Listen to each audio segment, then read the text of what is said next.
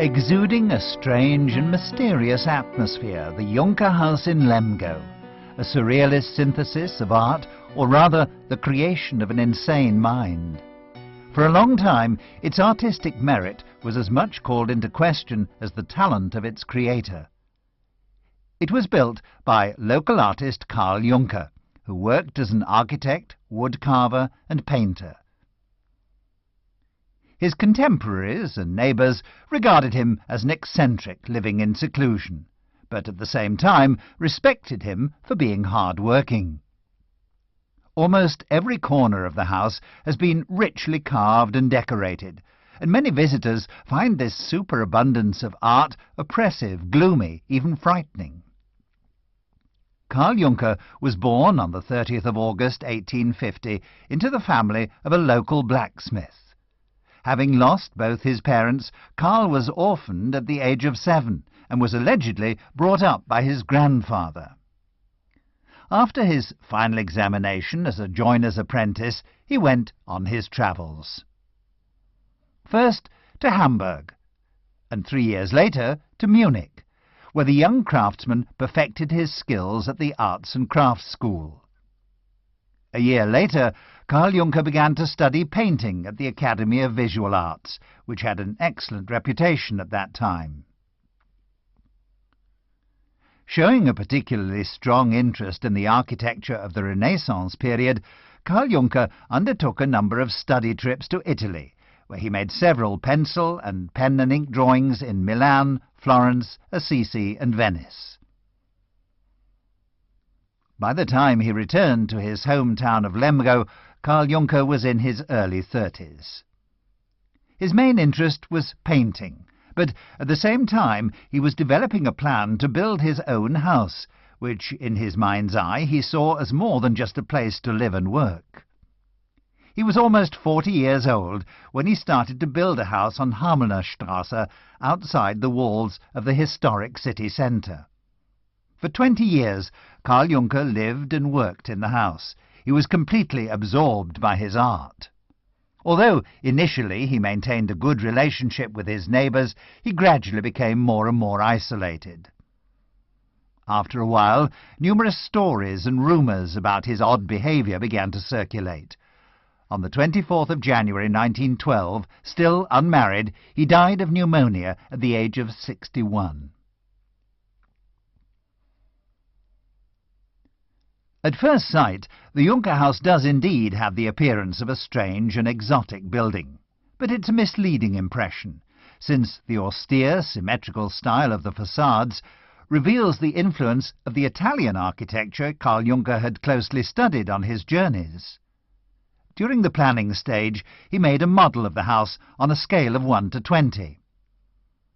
4 gable walls of equal shape and a lookout, again a homage to the architecture of the Italian Renaissance. The floor plan is laid out in standard bourgeois fashion, a parlour on the upper floor, next to a living room, and an adjacent bedroom, a child's room and a guest room.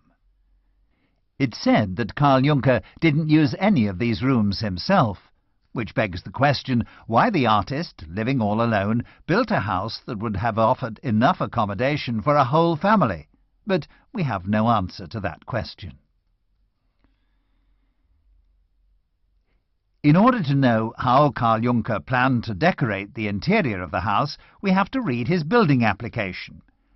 I intend to clad the walls and ceilings of the main rooms with wood panelling, carvings, and partly decorate them with painting. And, indeed, it's here that Karl Juncker created his own personal and unmistakable style, strange ornaments and fine wood carvings. Although it appears to be the expression of a volatile mind, it follows a clear concept: the interaction of architecture and carving, painting and interior decor. Seen as a whole, one can't deny it's a composition of outstanding quality, one which gives Karl Juncker's house the status of a unique work of art. From the beginning, the house has been open to visitors, which may well indicate that Karl Juncker himself envisaged the idea of an artist's house.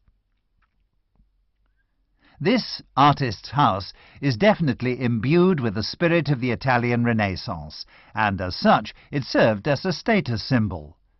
It was not only a work of art, but a place for exhibitions, a museum, a stately home, and a focal point of social life. In the late 1950s, the Juncker House was purchased by the local community, which has looked after the building ever since. Around the year 2000, Karl Juncker's house and artworks were fully renovated and restored. The restorers have done a great job in returning the house to its original condition. Today, it's true to say that the Juncker House is one of those very few objects of rare historical value. Certainly, this house is Karl Juncker's masterpiece, but this shouldn't be an excuse to ignore the hundreds of oil paintings, bas-reliefs, sculptures and drawings which are also part of his artistic legacy. Almost completely unknown to the public, these works will now be on show in temporary exhibitions to be held under the roof of a new museum which has been built behind the house.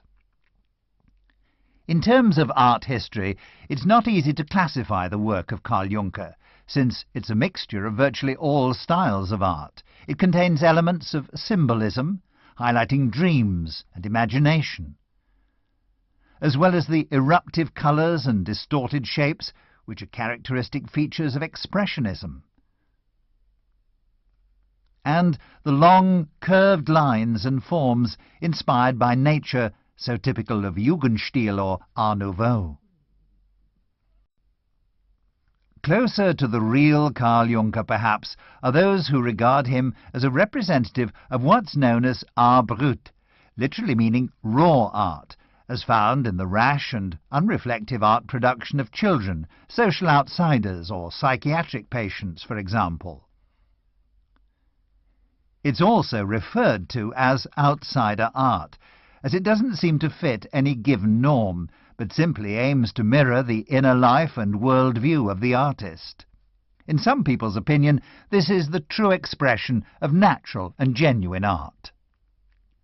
Karl Juncker was no doubt an outsider, and maybe that's why the importance of his art was only appreciated somewhat belatedly.